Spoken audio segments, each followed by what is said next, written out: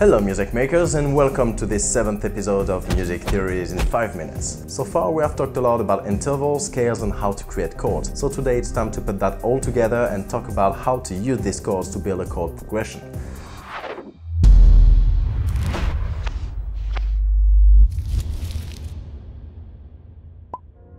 To build a music, we'll build a chain of chords that will play in a certain order, with a certain rhythm, and this is this chain of chords that we call our chord progression. And there are certain rules, or cadences rather, that you can follow to build them. I actually don't really like to call them rules, because following them is not really an obligation. Music theory hasn't been built as a rigid set of rules that you must follow. It's the music that has been made first, and then we try to find out why certain things were working. And those rules were then deduced from that. And it is part of the fun to try to break certain rules while making music. But following them is just a higher rate of success, so I guess it's better to know the rules before trying to break them. It's better to understand what you're doing to do it better. Anyway, so each chord of the scale has a number that we call degree that is related to the number of the note in the scale. From there you can put together a chain of chords using the chords of the scale you're using, and as all the chords are from the same scale or the same tonality, it should work just fine.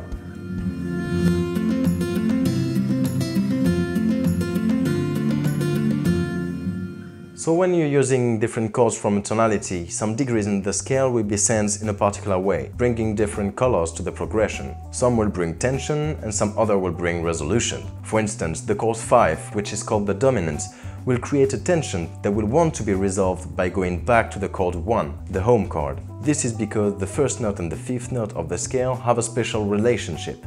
They are very consonant. If the 1 is the home you're searching for, then the 5 would be like the neighbor's home. When you see it, you know you're almost there. So the 5th degree brings a tension, and the 1st degree brings the resolution. And this tension and resolutions are something you want to play a lot with. Because writing music, I guess, is a bit like writing a dialogue. Parts of your chains of chord or melodic line would be sentences, and there would be questions and answers and suppositions. And some chord progression that has been used a lot has become very recognizable and can be used like punctuation to build our sentences. These little chord progressions are called cadences. The progression that goes 5 to 1 is called the authentic cadence. It's often prepared by a 2, so the full authentic cadence would be 2-5-1. In C major, which is all the white keys of the keyboard, that makes D minor, G major, C major. And this is the most conclusive cadence. It acts like a full stop in a sentence. It's a good cadence to end a song, for example. It's very conclusive and we finish with a big resolution. If your sentence ends on 5, so often 2-5, you prepare it like a perfect cadence, but you stop on the 5, like an unfinished cadence. You stay hanging in the air. This is called the half cadence, and it acts a bit like a question mark or a comma. It creates a sentence that finishes on a little tension that needs to be answered. You can also prepare an authentic cadence, but instead of going to the 1st degree, you go to a different degree. That is called a deceptive cadence, or an interrupted cadence. The chord of the 1st degree is often replaced by the chord of the 6th degree. So in C major, there would be D minor, G major, A minor. This is not a conclusive cadence. It's like we prepare the end of the sentence, but at the last moment we continue for a bit longer. The deceptive cadence is a great tool to break the expectation and add an element of surprise to shift the mood of a sentence, for example. The last cadence we'll see here is when the progression goes from 4 to 1. This is called the plagal cadence. This is a conclusive cadence that will sound like the end of a sentence, but it's not as conclusive as the authentic 5 to 1. It is used a lot in rock music, for example. So let's try to make a song by taking advantage of all those cadences.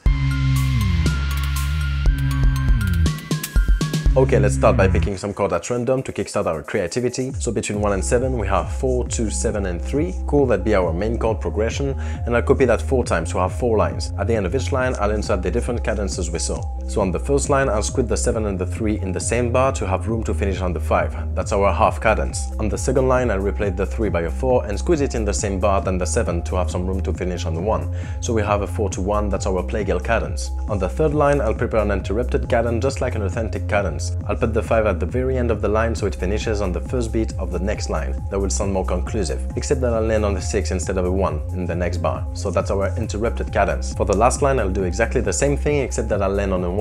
So we finish on a nice authentic cadence. In the last line, I also replace the 2 and the 7 by a 5 and a 4 to have that nice descent of 6, 5, 4, 3. And there we have our chord progression with the 4 to 7 that will be the core of our progression. And then first we have a half cadence that brings a bit of suspension, then a plagal cadence that brings a little resolution, then we have an interrupted cadence that adds some motion with a bit of variety there, and then we finish on an authentic cadence that is more conclusive. For this chord progression, I decided to go for the tonality of C minor, because minor is cool, and when you are in a minor tonality, you can make the 5 chord major when they prepare a cadence, even though they're supposed to be minor in these tonalities. It adds some tension and makes these cadences better. I'll explain why more in details in the next video, but just so you know, I made these two last 5 chord major. So in C minor, this is the chord progression we end up with. Play that with a rhythm, add a bass, a drum and a little melody on top, and here is one way this can sound.